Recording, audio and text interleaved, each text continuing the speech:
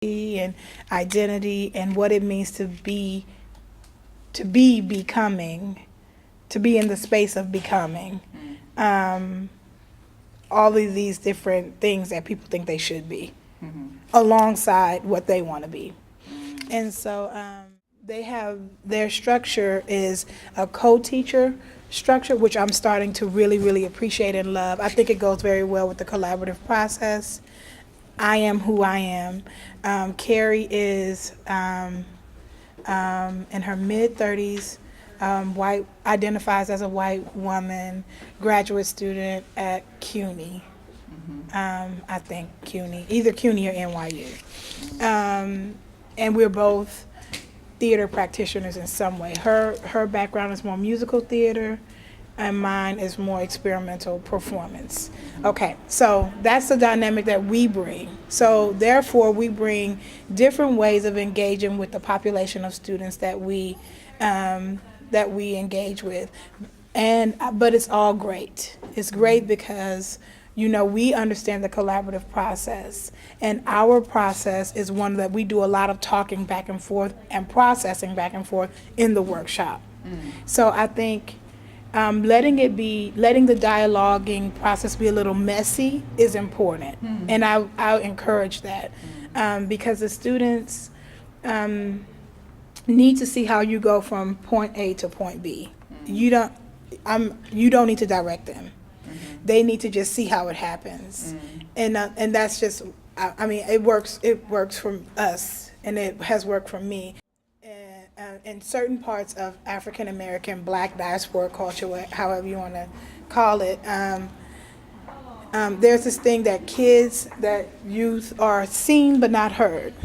So they hear everything that's happening at the kitchen table, out on the front porch, and they're absorbing it all, but they never get to respond. Now, this is not to be speaking about Black folks as a monolith, of course, but in my experience. Yeah. And so they're told, do this, in some cases, do this, do this, do this, do this. But the process, the critical thinking process, or just the process in general, is not really shared. So that's why I say let the talking process be a little messy, and don't over-determine it. Yeah. Just, let them see how you go. Oh, okay, well, we started here, but what did you see from here to here? And they have to be actively engaging.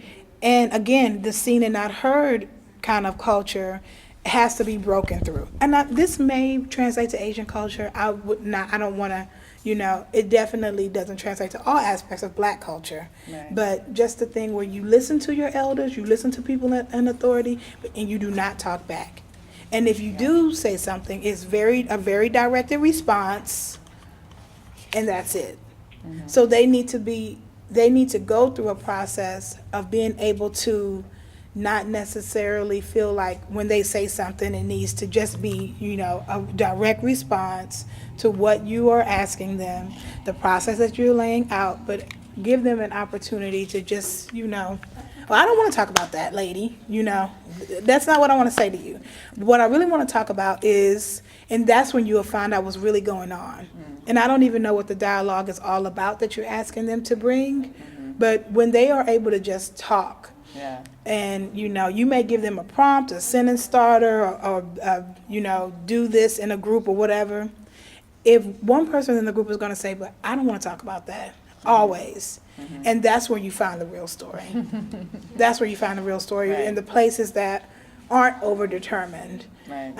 And the students that I'm talking about, these young ladies, are in East Harlem, in Spanish Harlem, and they don't bring half of what they see into the performance workshop. They don't even bring a quarter. I mean, they may bring a sliver of a sliver of a sliver, because it takes so much time to process it before they can actually do something with it, and we want them to talk about how to be an empowered woman. Well, what about the fact that they haven't dealt with this little thing that happened? So when do they get to process that? So in creating a safe space, I think it's really important to create a space where they feel comfortable processing out loud. It doesn't have to be right. The grammar doesn't have to be right. It doesn't have to make sense. But this is what you have to say right now. It could be one-word statements, and that's it. I definitely think a messy space where, you know, shit just flies and you just fling it and see what sticks, and that doesn't make sense, and that does, and how can we use that, and, you know. And the dialogues that I'm doing are with very large classes. How big? Just one day a week, like 30. And it's, yeah, I think that's part of the dynamic. Do you have a co-teacher or a co-facilitator? Yeah. You do?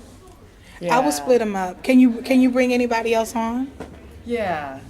I would split that group into four groups. Get 'em real small, and get two more collaborators and make it real intimate and small. Yeah. Because it gets, you know, voices do get lost. Yeah. Voices do get lost. Totally.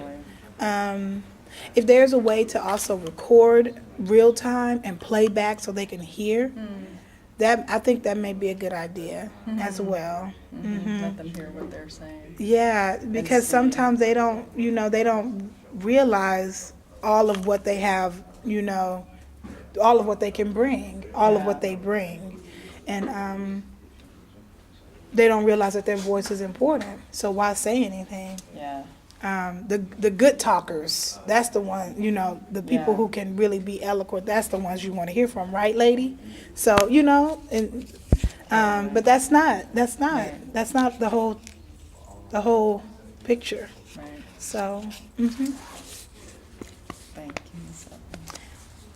thank you.